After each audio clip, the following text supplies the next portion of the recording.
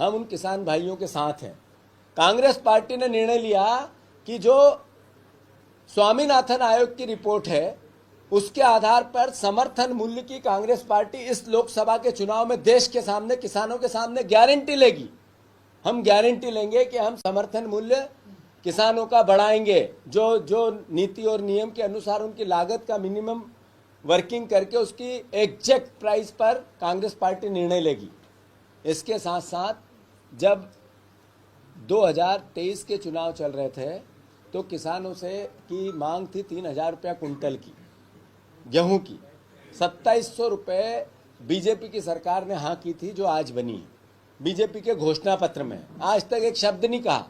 इसको लेकर धान की कीमत 3100।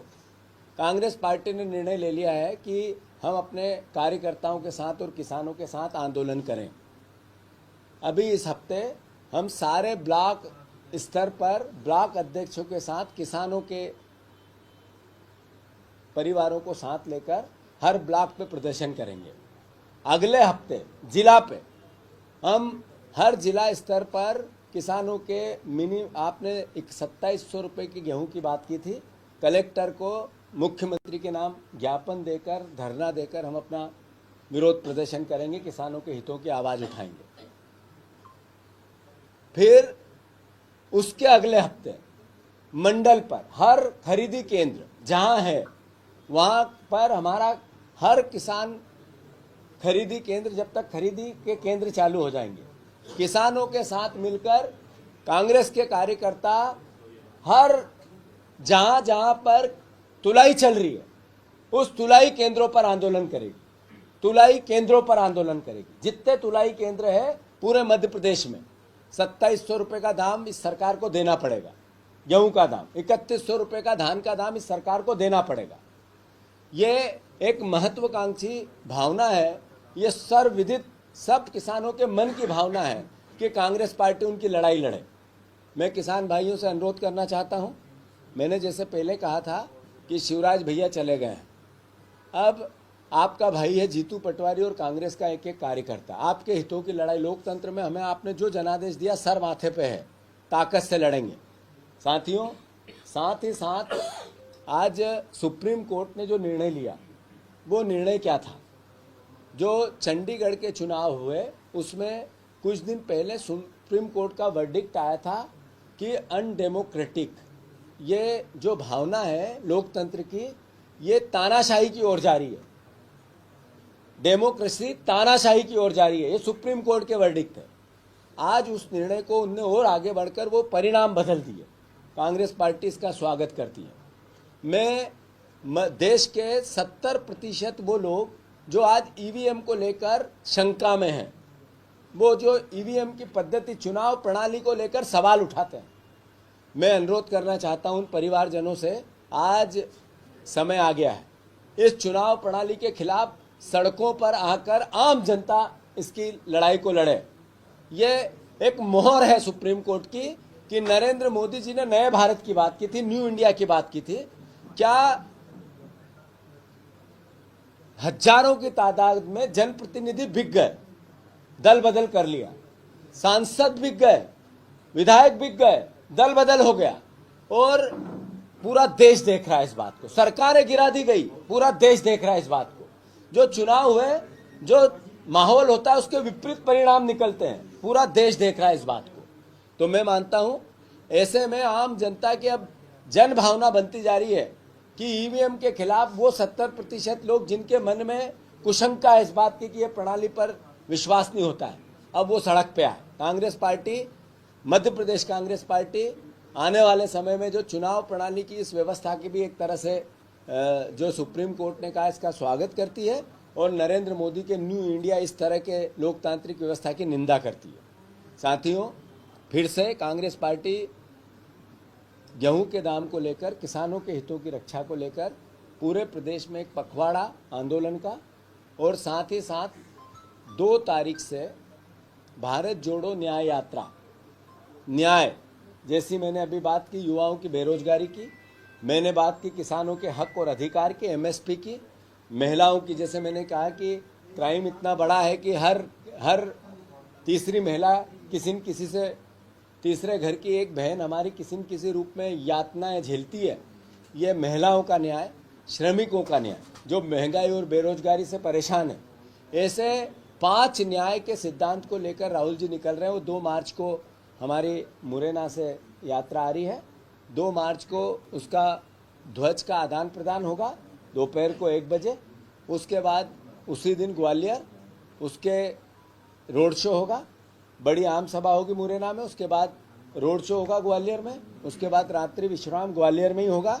दूसरे दिन शिवपुरी के एक आदिवासी संवाद, आदिवासी शहर या आदिवासियों से एक संवाद का आयोजन राहुल जी के साथ है। साथ ही साथ उसके बाद आगे शिवपुरी में जनसभा है, उसके बाद अलग अलग छोटे छोटे कस्बों में स्वागत और रैलियां हैं, फिर गुना में एक जनसभा है, फिर राघोगढ़ में एक जनसभा है, फिर हम आगे आते हैं तो ब्यावरा में, राजगढ़ में, उसके बाद मक्सी में, उसके बाद हम उज्जैन में रोड शो है, और बदनावर में सबसे हमारी व्रत एक आदिवासी सभा, जिसमें संविधान की बात है और संविधान की रक्षा की बात है। 7 तारीख को आदरणीय 7 मार्च को इसी प्रकार से राहुल जी राजस्थान में प्रवेश कर जाएंगे। उसकी व्रत तैयारियों को लेकर हमने कल मीटिंग रखी थी वरिष्ठ नेताओं के साथ। आज से उसकी तैयारियों की सब्जेक्टिव, जिस समिति के जो चेयरमैन हैं और जो पदाधिकारी हैं, जो उसके सदस्य हैं, उनके साथ मीटिंगों का दौर चालू हो गया है। और बहुत भारी तादाद में मध्य प्रदेश के वासियों से, हमारे कार्यकर्ताओं से, कांग्रेस जनों से, आम पीड़ित व्यक्ति से मैं आह्वान करता हूं कि उस पूरे न्याय यात्रा में आप सब आमंत्रित हैं। मैं इस वक्त आप सबको देरी से आए इसके लिए मैं फिर से क्षमा मांगता हूं और धन्यवाद भी देता हूं। सभी 23 जो किसान संगठन मांग कर रहे हैं कि सभी 23 और क्या ये राष्ट्रीय स्तर पे कांग्रेस का प्रयास है? ये जो स्वामीनाथन आयोग की रिपोर्ट के आधार पर समर्थन मूल्य MSP, इसको लेकर राहुल गांधी जी ने, खड़गे जी ने, कांग्रेस पार्टी ने एक पूरा मेमोरेंडम दिया है देश के सामने।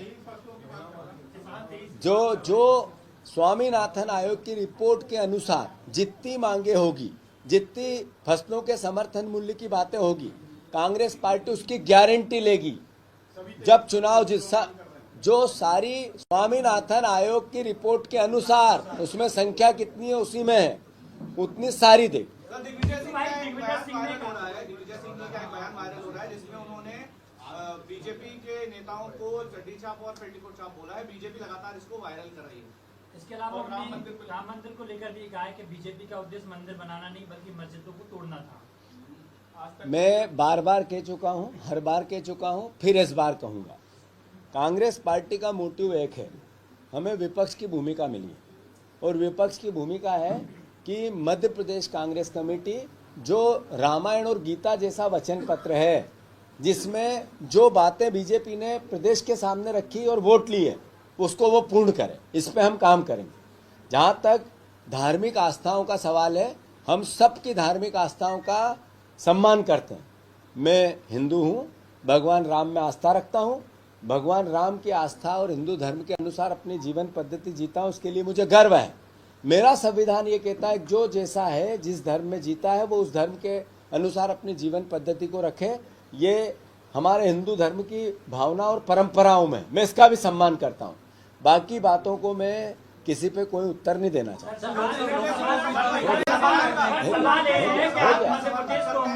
लोकसभा उम्मीदवारों की घोषणा कब तक हो जाएगी? लगातार बैठकें भी हो चुकी हैं। बिल्कुल। इसी से जुड़ा हुआ सवाल है। दिग्विजय सिंह कह रहे हैं कि अगर पार्टी आलाकमान करेगा तो मैं ज्योतिराज सिंधिया के खिलाफ चुनाव लड़ने को तैयार हूँ। गोविंद सिंह भी कह रहे हैं कि अगर पार्टी आलाकमान करेगा तो सिंधिया के खिलाफ लड़ने को तैयार हूँ। मैं धन्यवाद देता हूं आप सबको। जो पहले आप लोग ये कहते थे कि वरिष्ठ नेता चुनाव लड़ने के लिए तैयार नहीं है, मैं जैसा मैंने कहा, पार्टी ने अपनी लोकसभा की पूरी प्रिपरेशन टिकट वितरण की कर ली है, पैनल्स बन गए हैं, सही समय पे टिकट वितरण होगा। और सही समय पे मतलब किसी प्रकार की ये गुंजाइश कि लेट हुए, समय पे नहीं हुए, कोई उसमें से नेगेटिविटी निकले, वो समय नहीं आएगा, पॉजिटिविटी निकले। मैंने जैसा पहले भी कहा है, 50% टिकट हमने निर्णय लिया है युवाओं को देंगे। युवाओं को मीन्स जो युवा कांग्रेस की परिधि में भी आते हैं और जो 50 साल से नीचे के होंगे। 50% टिकट कांग्रेस पार्टी नए लोगों को देगी, यूथ को देगी। और जहां तक प्रश्न है वरिष्ठ नेता, जिसका जहां हमारे टिकट वितरण में जो नाम्स आए हैं और जिसका जहां लोकप्रियता है, जो सबसे अच्छा उम्मीदवार है, वो छोटा हो या बड़ा, कितना भी बड़ा नेता, सबको लड़ना है। ये निर्णय पार्टी ने भी लिया है और सब वरिष्ठ जनों को इसके लिए मैं एक तरह से उन ऊपर पार्टी लीडरशिप ने निर्देश भी दिए। एक हो गया, आपका हो गया, आपका हो गया। 2 महीने का वक्त गुजर चुका है, कार्यकारिणी अभी तक आपकी नहीं आ पाई, कहाँ बीच में पेच फंस रहा है इसमें? कोई पेच नहीं फंस रहा है। कार्यकारिणी बहुत जल्दी आपकी आशाओं के अनुरूप, आपकी भावनाओं के अनुरूप बहुत जल्दी मीन्स 1 हफ्ते में आ जाएगी। जीतू भैया, भारत जोड़ो न्याय यात्रा नाम दिया है आपने यात्रा का, राहुल गांधी की, न्याय सबको मिल रहा है, लेकिन पत्रकारों पे अन्याय हो रहा है। कल हमारे इंडिया न्यूज के साथी ने, शिव प्रकाश ने, राहुल गांधी से जब सवाल किया तो जो बॉडीगार्ड थे उनने उसको एक तरफ फेंक दिया। ऐसा अन्याय हो रहा है पत्रकारों के साथ।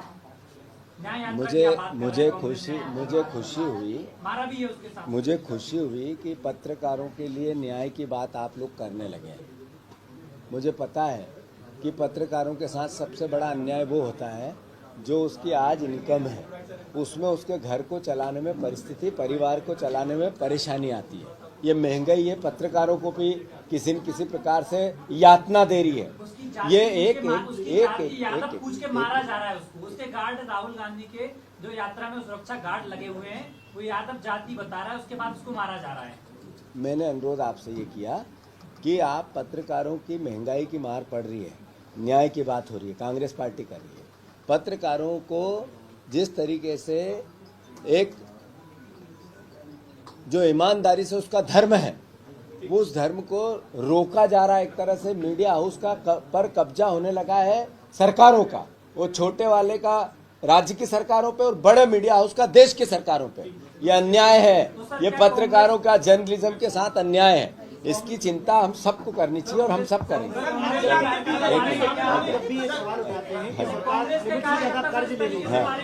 एक मिनट हो गया। सरकार कहती है कि हम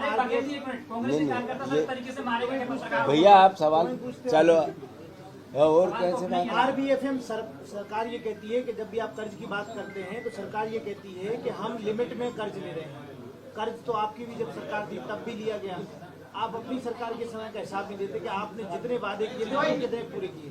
मेरा सवाल, मैंने पूरा वक्तव्य कहा तो मैंने अनुरोध किया था इस बात का कि लगभग 38,000 करोड़ रुपया 1.5 से 2.25 लाख करोड़ रुपए के बजट में ब्याज की अदायगी में जाता है या देनदारियों में जाता है। हमारी सरकारी संपत्तियां सरकार बेच रही है, रोज बेच रही है। हमारे मध्य प्रदेश में विभाग बन गया, तो प्रदेश के सामने ये सवाल तो है कि आपने ये कर्ज लिया तो किया क्या? आपने न 2700 के दाम दिए, न 3100 के दाम दिए, न बहनों को 3000 दिए। तो कर्ज जा कहाँ रहा है? विज्ञापन में जा कहाँ रहा है? मैनेजमेंट में जा कहाँ रहा है? तनख्वाह में। तो ये सवाल तो एक विपक्ष का दायित्व है। और रही वो सरकार का सवालों पे जवाब देने का धर्म है, विपक्ष का सवाल करने का धर्म है, पत्रकार का सवाल करने का धर्म है। मेरा जो पॉलिटिकल आदमी है, राजनीतिक व्यक्ति, उसका धर्म है सवालों के जवाब दे। धन्यवाद। हो गया। कमलनाथ एपिसोड में अगर कुछ था ही नहीं, हाँ। आपको क्या लगता है धुआं निकला कहाँ से? ये पूरी घटनाक्रम के सामने निकल अभी इस पे एपिसोड में कई सारे ऐसे कांग्रेस के नेता थे जिन्होंने बहुत जल्दबाजी कर दी बयान जारी करने में। सज्जन सिंह वर्मा, दीपक सक्सेना, विक्रम महाके, छिंदवाड़ा के महापौर, जिला अध्यक्ष, तो क्या ऐसे लोगों पर पार्टी आने वाले दिनों में कोई एक्शन लेगी? और अब क्या लगता है धुआं कहाँ से निकला? आशा है कि कांग्रेस का एक जन कांग्रेस की आइडियोलॉजी के साथ अपने धर्म और कर्म और भाषा से व्यवहार करे। ये भावना सबकी है, हम सबकी है, और यही हमारा दायित्व भी कहता है। जहाँ तक कमलनाथ जी के लिए आपने जो सवाल किए, मैं समझता हूँ सारी बातें कल समाप्त हो गई है। अब उन बातों के लिए न आपके पास कोई मसाला है, न बीजेपी के पास कोई मसाला है। उन्होंने खुद ने कहा बयान देके कि नकुल नाथ जी लोकसभा का चुनाव कांग्रेस की टिकट पे छिंदवाड़ा से लड़ेंगे। कमलनाथ जी ने सबके सामने वक्तव्य दे दिया कि ये गुमराह और भ्रमित करने वाली बातें सब विपक्ष और मीडिया की थी। तो मैं समझता हूँ कोई बात इसमें बची नहीं है। अब नेचुरल है, स्वाभाविक है। जो इनका सवाल था, अनुशासन में कांग्रेस के वर्करों को रहना चाहिए और जो अनुशासन का भावना है उस पर पार्टी गंभीर है। मैं मानता हूं इसमें किसी प्रकार की कोई कोताही किसी की भी पार्टी के एक अनुशासित संगठन के लिए बर्दाश्त करने जैसी नहीं। धन्यवाद।